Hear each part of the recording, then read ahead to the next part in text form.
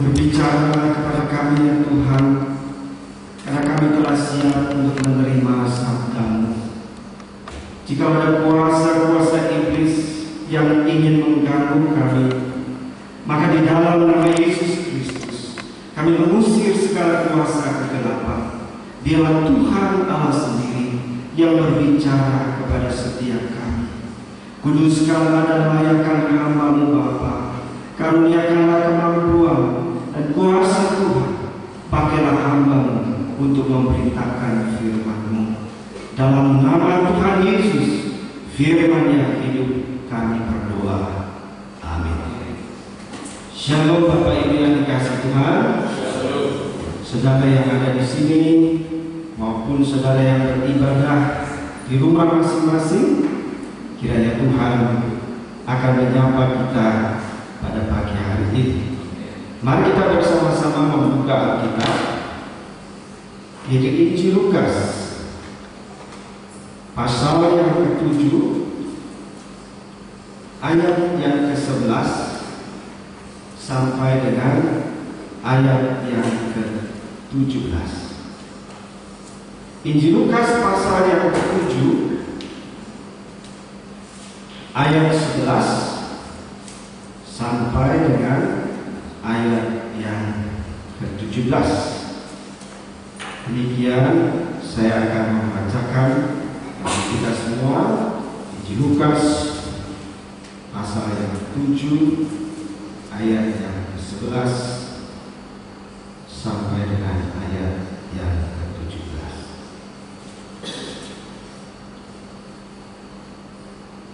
Kemudian Yesus pergi ke suatu kota yang bernama Nain. Murid-muridnya pergi bersama-sama dengan dia, dan juga banyak orang menyertainya berbondong-bondong. Setelah ia dekat pintu gerbang kota, ada orang mati diusung keluar.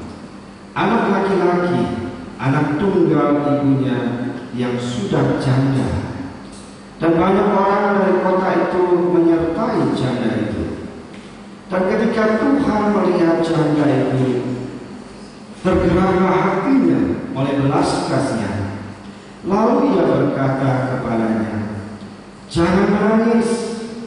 Sambil menghampiri usungan itu, ia menyentuhnya, dan sedang para pemusuh berhenti, ia berkata, "Hai anak muda, aku berkata kepadamu, bangkitlah."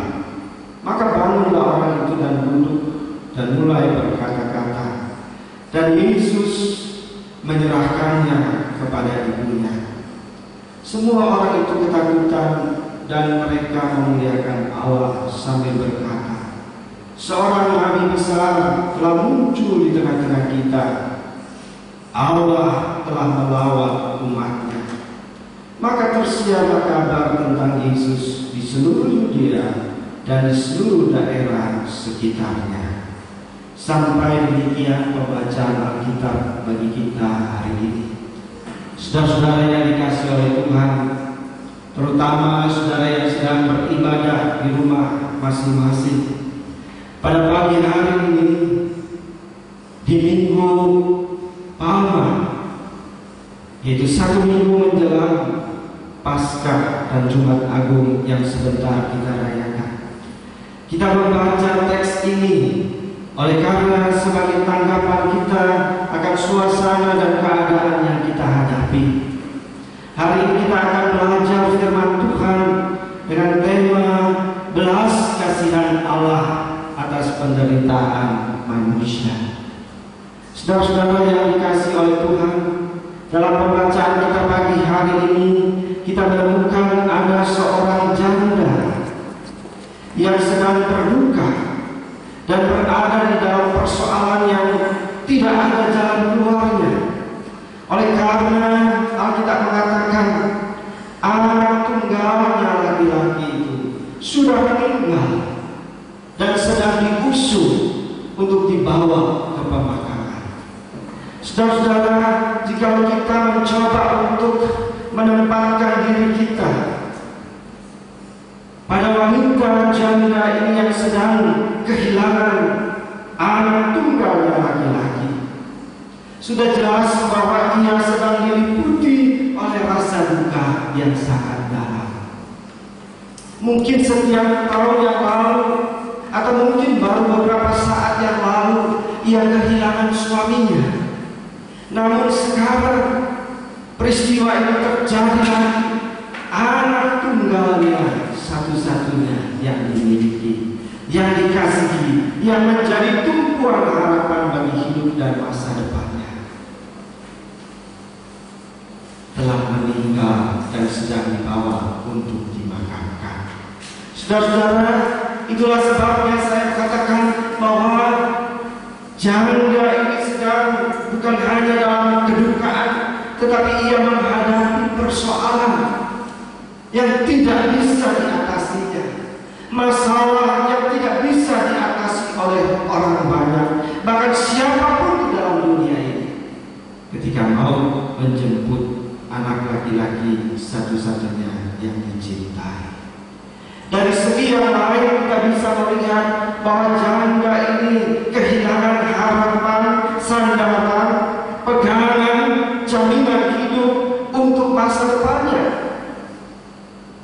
Mungkin selama ini di tengah-tengah perjalanan hidup sang janda, apalagi ketika suaminya meninggal, maka dia menaruh pengharapan ada hari esok yang baik, oleh karena aku mempunyai seorang anak laki-laki yang akan mendampingi aku, yang akan memelihara aku sampai pada akhir hidupku.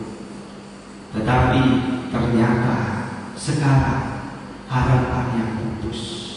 Apa yang menjadi pegangan hidupnya, yang menjadi sandaran tumpuan bagi kehidupannya di hari esok, sekarang sudah musnah. Saudara-saudara, itulah sebabnya juga saya katakan bahwa wanita ini dalam keadaan yang bingung. Dia begitu bingung dan dia bimbang, dia ragu-ragu, dia tidak mengerti apa yang harus diperbuat dan bagaimana hari esoknya. Saudara-saudara yang dikasihi oleh Tuhan, hidup manusia kadang-kadang berada di dalam keadaan yang demikian. Berbagai macam persoalan hidup. Mungkin itu sakit penyakit, mungkin masalah kesulitan ekonomi, mungkin musibah yang sedang dialami oleh seseorang atau sebuah keluarga. Seperti saudara dan saya pada saat ini, seperti bangsa kita pada saat ini, seperti semua bangsa yang ada di dalam dunia ini, kita semua sedang berada di dalam pergumulan yang berat. Pandemi COVID-19 telah menggoncangkan semua sendi kehidupan manusia, seolah-olah runtuh. Saudara-saudara yang dikasihi oleh Tuhan, baik mereka pengusaha besar ataupun mereka yang bekerja harian mengalami dampak ekonomi. Ada banyak orang yang kehilangan pekerjaan, harus dirumahkan tanpa gaji. Mereka yang harus mencari sesuap nasi setiap hari di jalanan sepi dan tidak ada orang yang memakai jasanya. Ada orang yang sedang berada di dalam ruangan isolasi, di dalam pergumulan antara hidup dan matinya. Ada banyak orang yang di luar rumah sakit, di dalam rumah-rumah mereka, di dalam rumah yang mewah maupun di dalam gubuk yang sederhana, berada di dalam kekhawatiran dan rasa was-was. Jangan sampai virus itu mengenai tubuhku. Saudara-saudara yang dikasihi oleh Tuhan, saat ini dunia sedang berada di dalam keadaan sedih, bergumul, ada yang berduka, ada yang khawatir, ada yang tidak mengerti apa yang harus aku kerjakan. Banyak pengusaha yang bingung oleh karena suasana dan keadaan menjadi demikian, dia tidak bisa planning bagaimana ke depannya. Ada pabrik yang sudah produksi tapi tidak bisa menjual. Oh, saudara-saudara, begitu besar pengaruh dan keadaan ini menjadi begitu rumit dalam kehidupan kita pada saat ini. Dan saudara-saudara, pertanyaan klasik, yang dilontarkan di berbagai belahan dunia. Tolong diklik. Di manakah Allah yang Maha Kasih dan Maha Kuasa itu ketika aku mengalami penderitaan yang hebat ini? Saudara, orang yang percaya maupun orang yang tidak beriman, ada di antara mereka yang melontarkan baik secara jelas maupun rintihan di dalam hatinya. Di manakah Allah yang Maha Kasih? Di manakah Allah yang Maha Kuasa, yang aku dengar, yang aku percaya selama ini ketika aku mengalami penderitaan yang hebat ini? Mungkin seorang yang sedang tergeletak di dalam keadaan yang menjelang kritis di dalam ruangan isolasi. Mungkin seorang dokter yang sudah mengupayakan segala cara, ternyata dia juga terinfeksi dan sudah ada yang menjadi korban di garis depan. Saudara-saudara, ada orang yang mempertanyakan, di manakah Allah yang aku kenal? Di manakah Tuhan yang Maha Pengasih? Di manakah Tuhan yang Maha Kuasa itu di dalam pergumulan yang hebat ini? Apakah Allah masih mengontrol jalan kehidupan dunia ini? Ataukah dunia ini sudah terlepas tanpa kontrol, tanpa kehadiran, tanpa tindakan daripada Tuhan? Mengapa seolah-olah Allah diam? Saudara-saudara yang dikasihi oleh Tuhan, saya mengajak kita untuk belajar dari firman Tuhan ini. Kiranya firman Tuhan bagi kita hari ini akan memberikan jawaban, akan membangkitkan semangat dari iman saudara, akan membangkitkan pengharapan hidup saudara, akan menjadi damai sejahtera Allah dalam hidup saudara. Ada 3 hal yang akan kita pelajari. Yang pertama, kita mengatakan dalam pasal 7 ayat ke-13, ketika Tuhan Yesus melihat janda itu, janda yang di dalam kesusahannya, janda yang di dalam kebingungannya, janda yang kehilangan harapan, janda yang tidak mampu lagi melangkah untuk hari esok, Alkitab berkata bahwa ketika Tuhan Yesus melihat janda itu, tergeraklah hatinya oleh belas kasihan. Saudara, jawaban firman Tuhan bagi kita hari ini, oh ternyata Tuhan tidak diam, oh ternyata Tuhan tidak berpangku tangan, oh ternyata Tuhan bukan yang tidak peduli. Allah yang kita sembah dalam Yesus Kristus adalah Allah yang peduli terhadap segala kesulitan kita, Allah yang peduli terhadap kesusahan dan masalah-masalah hidup kita. Amin. Amin. Mari kita baca bersama-sama. 1, 2, 3. Allah yang kita sembah dalam Yesus Kristus adalah Allah yang peduli terhadap segala kesulitan, kesusahan dan masalah-masalah hidup kita. Amin. Saudara, kata melihat di dalam bagian ini dalam bahasa aslinya kita tahu bersama bahwa melihat itu ada berbagai macam. Hanya sekedar melihat sepintas lalu, atau melihat dengan sungguh-sungguh, melihat dengan penuh pengertian, melihat dengan pengawasan, seperti seorang ayah, seorang ibu yang mengawasi anak bayinya yang belajar jalan. Saudara-saudara, ternyata melihat di dalam bagian ini adalah melihat dengan penuh perhatian. Yesus melihat dengan sepintas lalu, Yesus melihat dengan matanya yang tajam, yang penuh dengan perhatian kepada janda yang susah dan dalam persoalan berat itu.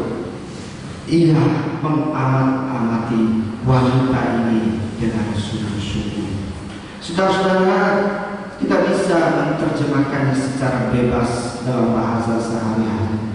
Artinya bahwa Yesus sedang mengamati janda ini. Yesus sedang mengawasi dia dengan sungguh-sungguh.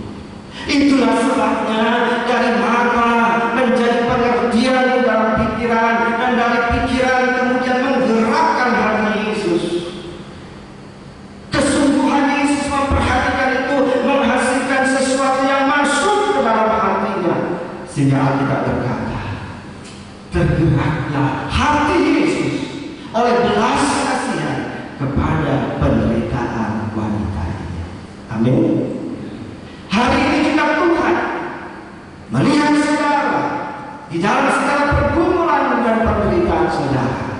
Saudara yang berada di rumah, saudara yang merasa tidak nyaman selama beberapa minggu ini, saudara yang merasa seperti terpenjara, saudara yang berada di dalam rumah sakit, saudara yang berada di dalam ruang isolasi, saudara sebagai seorang tenaga medis maupun dari pihak pemerintah, lingkungan yang mengupayakan kebaikan bagi kita, yang walaupun saat ini seolah-olah belum ada dampak positif dan kebaikan yang signifikan, tetapi hari ini kita melihat bahwa Yesus menatap, Yesus melihat, Allah memandang dan memperhatikan saudara satu persatu di dalam segala pergumulan kita masing-masing, di dalam segala kesusahan dan air mata kita.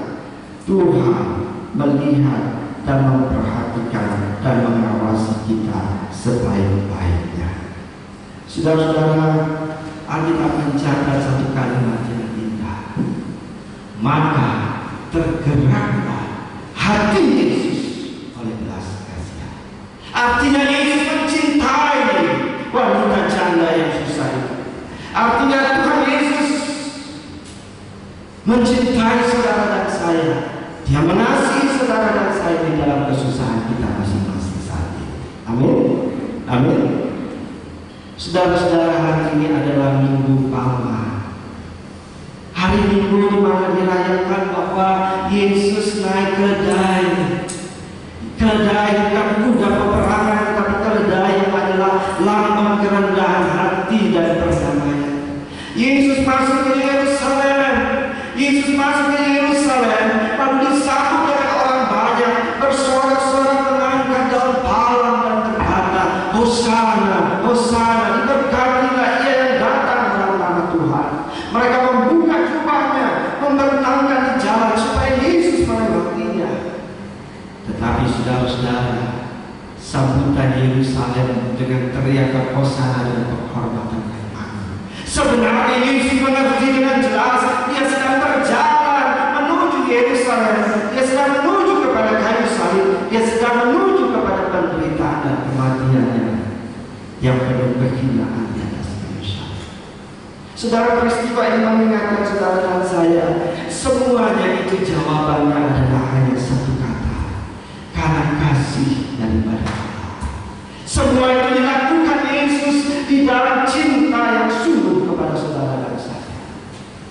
Dan hari ini kita melihat suatu peristiwa yang nyata. Alkitab mengatakan, tergeraklah hati Yesus oleh belas kasihan ketika dia melihat wanita itu di dalam kesusahan dan air mata. Saudara, sebagai hamba Tuhan, saya mau katakan kepada saudara dan saya yang ada di tempat ini, yang ada di rumah dimanapun saudara berada, Allah mengasihi kita. Tuhan mencintai kita dengan luar biasa. Amin. Tuhan mengasihi saudara dan saya. Itu sudah dibuktikan di atas kayu salib. Pengorbanan yang total daripada Kristus yang menunjukkan cinta dan sayangnya Tuhan kepada saudara dan saya. Engkau ada di dalam hati Tuhan. Amin. Engkau ada di dalam hati Tuhan. Itulah sebabnya tergeraklah hati Yesus bagi setiap orang yang percaya kepada Allah, bagi setiap orang yang menyembah Tuhan, bagi setiap orang yang beriman, yang beribadah kepada Allah. Engkau ada di dalam hati Tuhan. Ia mencintai engkau dengan sungguh dan dia senantiasa mengawasi kehidupanmu. Amin. Sesungguhnya Tuhan tidak menghendaki hal yang buruk terjadi atas kita. Kenapa ketika dia melihat Yesus melihat wanita ini membawa anak tunggalnya laki-laki untuk dimakamkan, lalu Yesus tergerak hatinya oleh belas kasihan?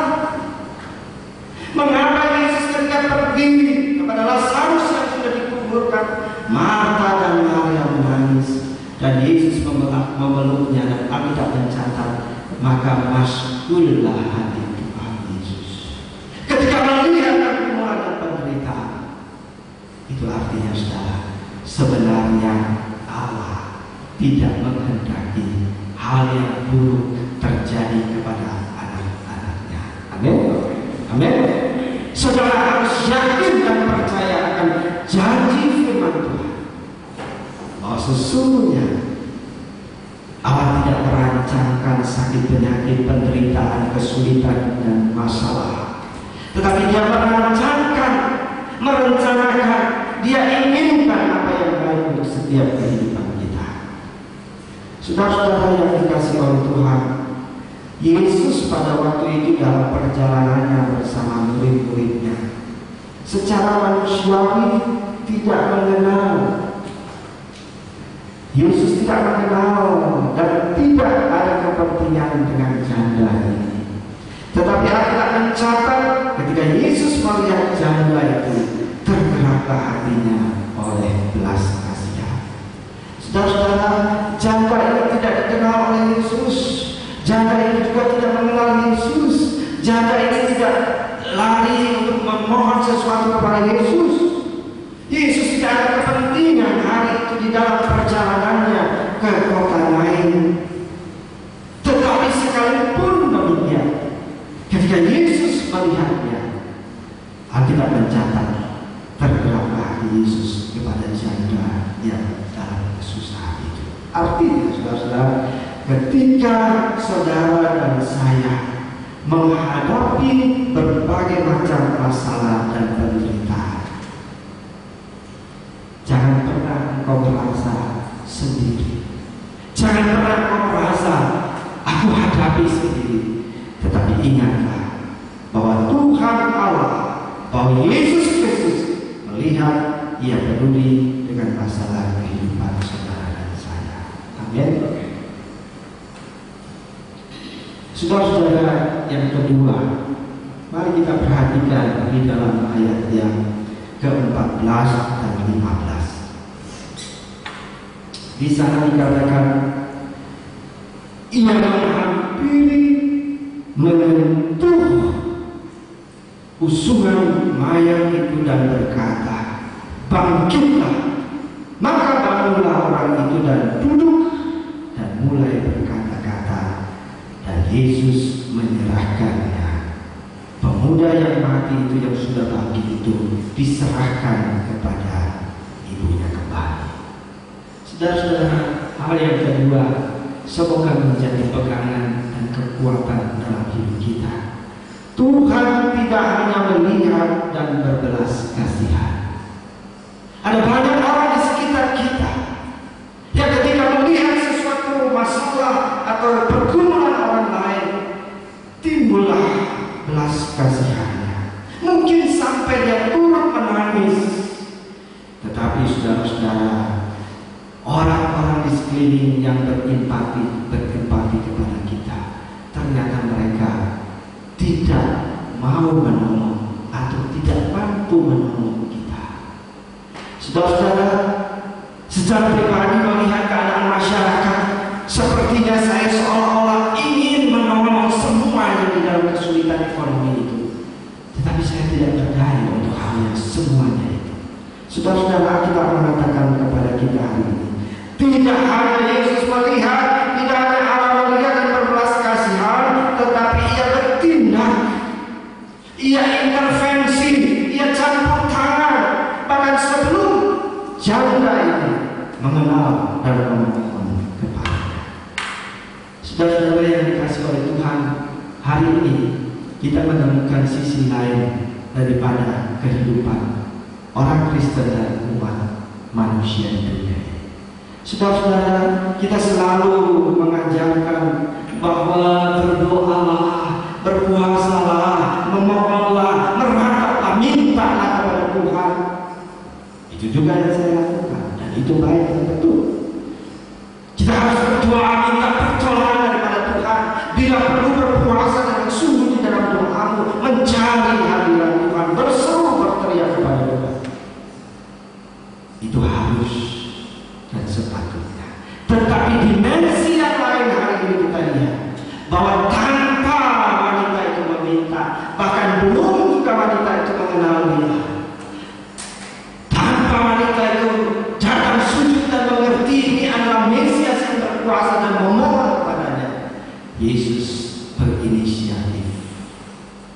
Dia menerobos, dia berintervensi, dan dia menyatakan pertolongannya. Saudara-saudara yang dikasihi oleh Tuhan, Allah tidak selalu menunggu doa. Allah tidak selalu menunggu seluruh dunia untuk bergolak dan berpuasa dan berdoa. Itu hal yang patut dan hal yang baik. Tetapi Allah pun punya inisiatif. Tuhan kalau waktunya sudah sampai, dia akan bergerak, dia akan bertindak, dia akan intervensi untuk menolong setiap orang. Saudara-saudara, kita melihat hari ini bahwa Allah kita adalah Allah yang Maha Kuasa. Allah kita adalah Allah yang Maha Kuasa, Allah yang berkuasa, Allah yang mampu, Allah yang sanggup untuk melakukan segala sesuatu untuk menolong kita, dan tidak ada yang mustahil baginya. Amin. Janda ini anak tunggalnya sudah mati, harapannya sudah pupus, sudah mentok segala usaha dan harapan manusia. Tidak akan mungkin lagi siapapun dalam dunia ini mampu untuk menolong dia. Tetapi di dalam ketidakberdayaan itu dan ketidakpengharapan itu, ternyata jawaban itu datangnya dari Allah. Pertolongan itu datangnya dari Allah. Amin. Saudara, apapun kesulitan dan masalah yang saudara hadapi, apapun masalah yang sedang dihadapi oleh bangsa dan dunia pada saat ini, menghadapi virus dan penyakit yang seolah-olah kita juga sudah tidak berdaya dan belum tahu mendapatkan jalan keluar. Hari ini kita mendengar firman Tuhan. Pertolongan yang sejati itu datangnya dari Allah. Di dalam Allah yang Maha Kuasa, Ia mampu memberikan pertolongan kepada setiap kita. Amin. Saudara-saudara, ketika kerusuhan tahun 1998 yang lalu, di mana massa mengambil, menjarah toko-toko di jalanan secara rasis, mereka mengganggu, memukul, membakar mobil. Saudara, ada seorang Kristen bapak muda. Hari itu dengan mobilnya, dia dengan kebetulan masuk dan terperangkap di tengah-tengah massa. Saudara-saudara, di dalam kesaksiannya dia mengatakan, saya begitu panik dan ketakutan. Ada yang pegang golok dan memukul jendela kaca. Dia sudah terperangkap. Di seberang sana ada mall yang dijarah, di depannya ada mobil yang diguling dan dibakar. Lalu bapak ini mengatakan, di dalam ketakutan dan kepanikan yang hebat, ketika aku terperangkap dan tidak ada jalan keluar itu, yang aku perbuat, aku ingat kepada Tuhan. Lalu aku berdoa, hanya mengatakan, Tuhan, tolonglah saya. Lalu dia mengatakan, pada waktu itu seorang yang garang dengan pegang celurit, pukulnya kaca mobil. Mau kemana kamu? Bapak ini buka kacanya dengan gemetar, dia mengatakan, ke sana, ke sana, ke sana. Lalu orang itu mengatakan, ya sudah cepat. Lalu dia pelan-pelan melipir pelan-pelan dengan mobilnya melewati massa itu, masuk ke gang. Lalu di dalam gang yang sempit, dia tinggalkan mobilnya, dia lari sembunyi di rumah-rumah guru itu. Dia mengatakan, sungguh Tuhan itu Allah yang ada dan hidup dan berkuasa. Amin. Saudara, mungkin ada suatu saat di mana orang menghadapi keadaan, terperangkap di dalam bahaya, dan dia tidak mampu berbuat apa-apa. Tetapi hari ini firman Tuhan mengingatkan kita. Yesus mengatakan kepada pemuda yang sudah diusung untuk dikubur, bangkit, maka dia bangkit dan hidup. Saudara, saya tidak mengatakan bahwa orang-orang yang mati saudara kita itu supaya bangkit, tetapi kita melihat dengan jelas Allah yang kita percaya, Dia memperhatikan hidup kita. Allah yang kita percaya adalah Allah yang berkuasa, yang mampu untuk membukakan jalan dan memberikan pertolongan kepada setiap kita. Amin. Yang paling penting adalah jangan kehilangan harapan dan jangan goyah iman saudara. Tetaplah percaya, tetaplah berharap, tetaplah berseru dan mendekatkan dirimu kepada Tuhan. Maka pada waktunya Tuhan akan bertindak. Saudara-saudara, dari peristiwa ini kita melihat bahwa segala sesuatu tunduk pada kuasa Allah dan segala sesuatu ada di dalam kontrol Allah. Kita baca sama-sama 1, 2, 3. Segala sesuatu tunduk kepada kuasa Allah dan segala sesuatu ada dalam kontrol Allah. Ternyata dunia ini tidak berjalan sendiri. Ternyata hidup manusia tidak luput dari perhatian dan kontrol daripada Tuhan. Pada saatnya Tuhan akan intervensi, pada saatnya Ia akan bertindak seturut dengan kehendak dan rencananya. Saudara-saudara, artinya bahwa Allah yang kita sembah adalah Allah yang dapat memberikan pertolongan dan jalan keluar bagi kita. Kita baca sama-sama ya. 1, 2, 3. Allah yang kita sembah adalah Allah yang dapat memberikan pertolongan dan jalan keluar bagi kita. Yang kedua, Yesus adalah jawaban bagi kehidupan kita.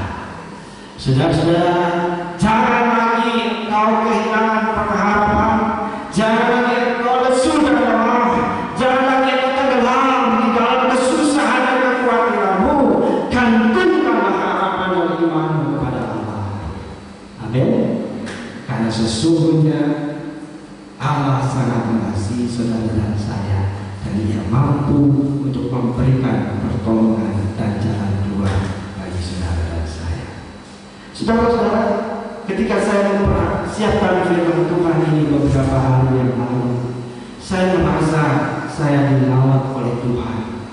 Tuhan membuka mata saya, membuka mata rohani saya, membuka hati dan memberikan firman-Nya kepada saya. Saudara, mari kita perhatikan satu ungkapan pada ayat ini.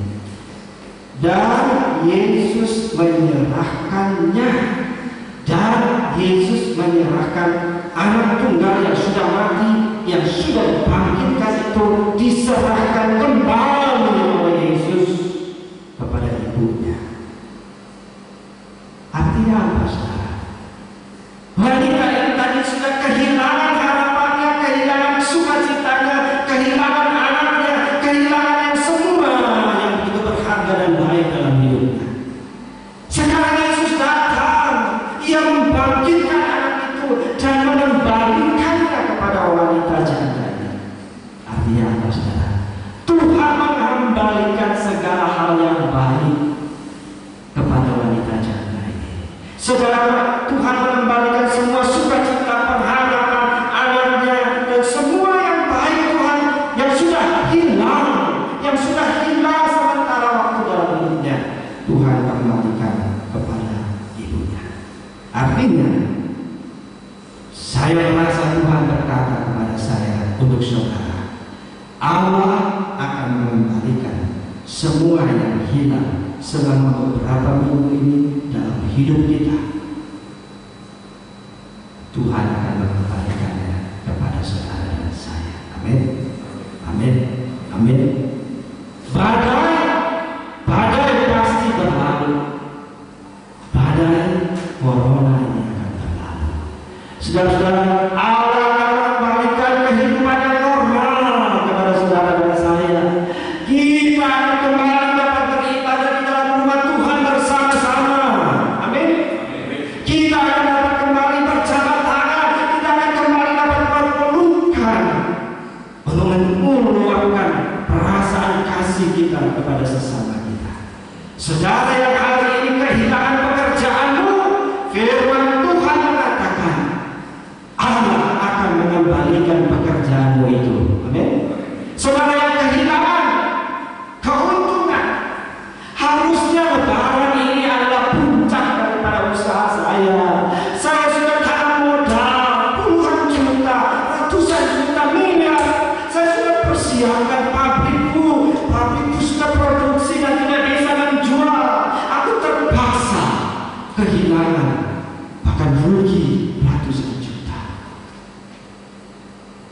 Saudara, jangan tertumpu kepada yang hilang. Alkitab mengatakan pada hari ini Allah akan datang dan mengembalikannya kepada kamu. Amin. Tata dan amin. Kamu akan bisa kembali ke sekolah. Amin. Amin. Anak-anak kita akan kembali ke sekolah. Mereka akan ceria belajar. Mereka akan ceria bermain bola, lari ke sana kemari. Dunia akan pulih kembali, akan dipulihkan kembali oleh Allah. Amin. Amin. Katakan amin. Tuhan akan mengembalikan hidup kita yang lama di dalam arti normal yang penuh dengan sukacita itu. Kalaupun hari ini kau kehilangan harta milikmu, Tuhan akan mengembalikannya. Saudara-saudara yang dikasihi oleh Tuhan, bagian yang ketiga yang terakhir kita perhatikan di dalam pasal 17 ayat 16 sampai 17. Semua orang itu ketakutan dan mereka memuliakan Allah sambil berkata, Allah telah melawat umatnya. Maka tersiarlah kabar tentang Yesus di seluruh daerah itu. Saudara-saudara, ketakutan di sini artinya ketakutan yang positif. Ketakutan di dalam arti peristiwa Yesus membangkitkan anak yang mati ini membuat orang banyak yang melihat itu menjadi takjub. Mereka takjub melihat dan menyaksikan, mengalami kuasa daripada Allah pada waktu itu.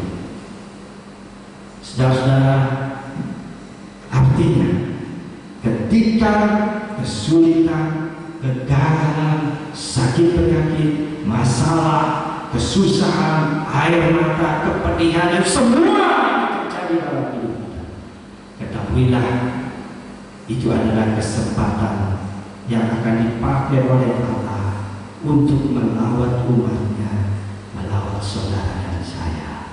Amin. Amin.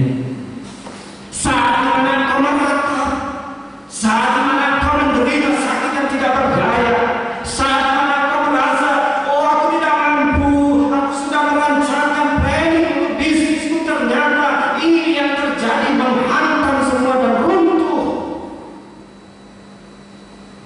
Keadaan yang seperti itu adalah kesempatan yang dipakai Allah untuk melawat umatnya, yaitu saudara dan saya, melawat dunia ini. COVID-19 telah membuat kesombongan manusia itu runtuh. Yang tadi rasanya hebat, yang tadinya mampu, yang hidup yang seolah-olah tidak perlu Allah dan tidak perlu yang Maha Kuasa, aku bisa dengan hidupku. Ketika rebah dan runtuh, tidak berdaya, orang mulai mencari Tuhan dan menyembah Tuhan. Saudara-saudara, menarik sekali kalau kita melihat yang berikut ini. Ya, silakan klik. Bahwa sesungguhnya pergumulan hidup manusia itu adalah kesempatan yang akan dipakai oleh Allah untuk mengunjungi engkau, untuk menjumpai engkau, untuk berbicara kepadamu, untuk menyatakan kasih dan kuasa-Nya kepadamu, untuk menyatakan pertolongan dan berkat-Nya kepadamu. Amin. Amin. COVID-19 kita tidak memuncanya, kita tidak menyenanginya, tetapi yang dimaksudkan adalah di dalam peristiwa terjadi itu Tuhan menggunakannya menjadi kesempatan untuk mengunjungi engkau, kesempatan untuk berbicara kepadamu, kesempatan untuk meremehkan segala kebanggaan dan bersandar dirimu, supaya dia bisa menyatakan kasih dan pertolongan dan berkatnya kepadamu. Saudara, ketika saya mempersiapkan firman Tuhan ini, saya teringat akan seorang teolog yang bernama C.S. Lewis. Seorang teolog yang terkenal ini berkata, saudara perhatikan, Lewis mengatakan Allah berbisik dalam kesenangan. Allah berbicara dalam keadaan biasa, tetapi Allah berteriak di dalam penderitaan umat manusia. Saudara-saudara, Lewis mengatakan Allah cuma berbisik ketika engkau sedang menikmati kesenangan. Allah berbicara ketika semuanya berjalan biasa, tetapi Tuhan sedang berteriak ketika engkau di dalam penderitaan dan pergumulan dan ketidakberdayaan. Lalu dia mengatakan, di dalam penderitaan, bahwa penderitaan itu adalah alat pengeras suara Allah untuk membangunkan dunia yang sedang tidur. Penderitaan, pergumulan dan air mata, kesulitan dan ketidakberdayaan manusia adalah apa, saudara? Dikatakan oleh teolog Lewis, pengeras suara Tuhan untuk membangunkan orang yang sudah jauh, orang yang tidak beriman, orang yang tidak punya telinga lagi untuk suara Tuhan. Tuhan sedang membangunkan dunia ini. Saudara-saudara, menarik sekali, dan saya selalu ingin mengutipnya. Ayub pasal 42 ayat 5. Kita lihat bersama-sama. Ayub di tengah-tengah masalah yang dia hadapi, walaupun Alkitab mengatakan Ayub pasal 1 dan 2, Ayub orang yang saleh, beribadah, takut akan Tuhan, lalu atas permintaan iblis Tuhan mengizinkan persoalan-persoalan bencana menimpa hidupnya, anaknya mati, hartanya ludes, dia juga menderita sakit yang parah. Tetapi Ayub tetap berpegang kepada imannya kepada Allah. Walaupun istrinya sudah tidak kuat lalu meninggalkan Tuhan dan menghina Tuhan, Ayub tetap berpegang kepada imannya kepada Allah. Lalu apa yang terjadi, saudara? Orang yang beriman dan berharap kepada Tuhan tidak pernah dikecewakan oleh Tuhan. Amin. Seperti yang tadi saya katakan, Tuhan mengembalikan berkali lipat kepada Ayub. Amin. Anak-anaknya yang cantik, yang tampan, harta yang berkali-kali lipat dikembalikan kepada Ayub. Diberikannya umur panjang oleh Tuhan. Lalu inilah kesaksian di dalam pergumulan hidupnya. Dia mengatakan apa?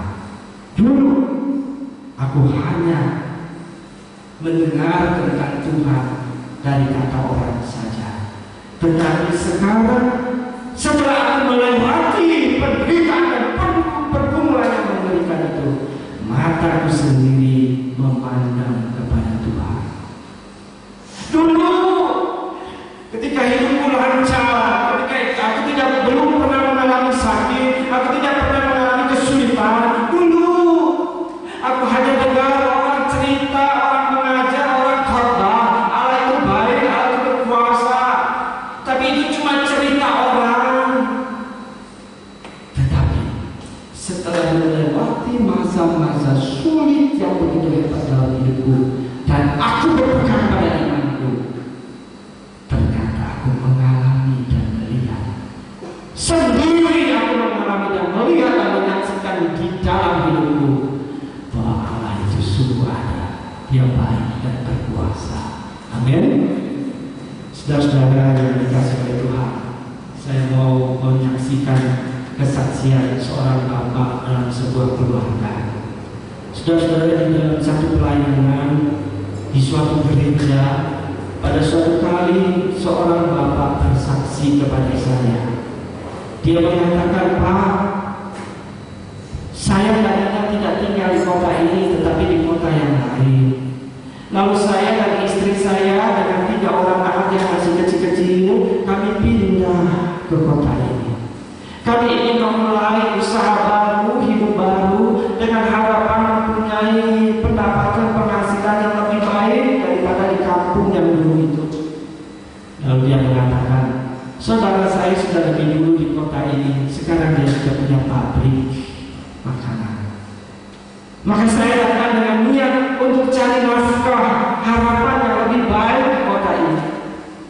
Lalu dia mengatakan, Pak, tahun-tahun pertama apa yang kami alami, hidup kami ternyata lebih susah.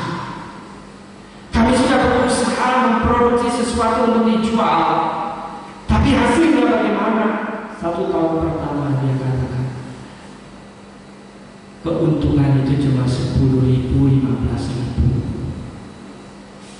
Sehingga kami setiap hari, Pak, jatahnya 1 orang 1 hari 5.000 untuk 3 kali makan. Terpaksa harus dijatah begitu, Pak, karena itulah keuntungan yang kami dapat sehari-hari. Kadang-kadang kami beli nasi bungkus di warung, 1 bungkus kami makan bersama-sama. Nanti malam kami beli lagi 1 bungkus, kita makan bersama-sama. Dia menceritakan dengan air mata yang meleleh. Lalu dia katakan, Pak, maka saya teringat kepada Tuhan. Ketika itu saya memulai sesuatu hal. Setiap hari menjelang sore menjelang malam, saya kumpulkan istri saya dan 3 orang anak. Kami di rumah itu sujud menyembah Tuhan. Kami menaikkan lagu-lagu pujian kepada Tuhan. Kami berdoa sekeluarga. Kami baca Alkitab setiap hari. Lalu kami mulai menaikkan doa, permohonan dan harapan kami kepada Tuhan. Dengan berlinang air mata dia mengatakan, dalam kesusahanku 5 orang 1 keluarga makan 1 nasi bungkus karena kami tidak punya uang. Maka kami mencari Tuhan, kami mohon kepada Tuhan. Seringkali istri saya menangis di dalam doanya, Tuhan kasihani kami, tolonglah kami, berilah jalan keluar, berkatilah usaha kami. Dan itu dilakukan terus-menerus setiap hari. Mereka tidak menggantungkan kepada siapa-siapa. Mereka juga tidak menyesali di dalam kemiskinan dan kekurangannya. Yang diperbuat adalah mencari Tuhan, membawa hidup dan pergumulan dan kesulitannya kepada Tuhan dan memohon pertolongan dan berkat Tuhan. Lalu apa yang dia saksikan, saudara? Dari bulan ke bulan Tuhan mulai memberikan jalan keluar. Yang tadinya bikin produk makanan untuk dijual itu perlahan-lahan hasilnya mulai lebih baik, mulai lebih cukup, mulai cukup dalam rumah tangga. Lalu kemudian Tuhan kasih pandangan, penglihatan ketika dia dan istrinya jalan-jalan di kota, dia di situ ada universitas. Kira-kira apa yang dibutuhkan di universitas ini? Lalu kemudian dengan mengumpulkan sedikit uang, mereka sewa satu ruangan. Lalu mereka mulai buka fotokopi. Oh, ternyata banyak anak-anak dan dosen yang fotokopi di situ. Lama-lama mereka lihat, oh ternyata mahasiswa itu perlu pas foto, mereka buka foto. Itulah kemudian satu demi satu usaha dibuka. Dan saudara tahu, 4-5 tahun kemudian, keluarga miskin dalam tanda petik yang pernah hanya makan 1 nasi bungkus untuk 5 orang, dia punya 5 lokal toko yang cukup bagus dan representatif di kota itu. 5 toko di berbagai sudut kota itu. Dan dia katakan, Tuhan itu hidup dan berkuasa. Ketika di jalan ketidakpercayaanku, aku mencari Tuhan. Dia mendengar doaku dan dia memberikan pertolongan dan berkat dalam hidupku. Amin. Saudara-saudara yang dikasihi oleh Tuhan, Alkitab mencatat sebagai penutup, yaitu bahwa Alkitab mencatat di dalam pasal 7 ayat 12, Dan pasal 7 ayat 17, semua orang takjub dan mereka memuliakan Allah. Maka tersiarlah kabar tentang Yesus di seluruh dunia. Kita baca sama-sama 2 ayat ini, 1, 2, 3. 1, 2, 3. Semua orang takjub dan mereka memuliakan Allah. Tersiarlah kabar tentang Yesus di seluruh daerah. Saudara, kita berdoa dan berharap semoga melalui peristiwa yang sedang kita alami di dalam kehidupan kita di seluruh dunia ini akan menyadarkan kita bahwa sesungguhnya kita tidak berdaya, bahwa sesungguhnya kita sangat membutuhkan Tuhan, bahwa sesungguhnya kita perlu mencari Tuhan, bahwa sesungguhnya melalui semuanya itu Tuhan akan menyatakan kuasa dan pertolongannya kepada kita, sehingga seluruh muka bumi akan memuliakan Tuhan, dan Tuhan Yesus akan semakin dikenal oleh banyak orang. Amin. Amin. Mari kita berdoa. Tuhan, terima kasih untuk firman-Mu yang telah Kau nyatakan kepada kami. Ketika kami berada di dalam pergumulan yang berat, ketika kami mengalami beban, kesusahan dan air mata, kami jatuh tergeletak dan tidak berdaya sama sekali. Kami bersyukur Tuhan melalui firman-Mu Engkau ingatkan kami, Engkau melihat kami dengan jelas, Engkau tetap memperhatikan kami anak-anak-Mu, Engkau mengasihi setiap kami Tuhan.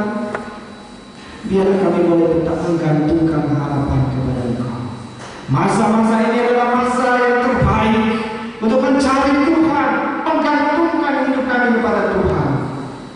Dan kami akan mengalami Allah mengembalikan semua yang baik ke dalam hidup kami. Terima kasih Bapa, dalam nama Tuhan Yesus kami mengucap syukur. Amin.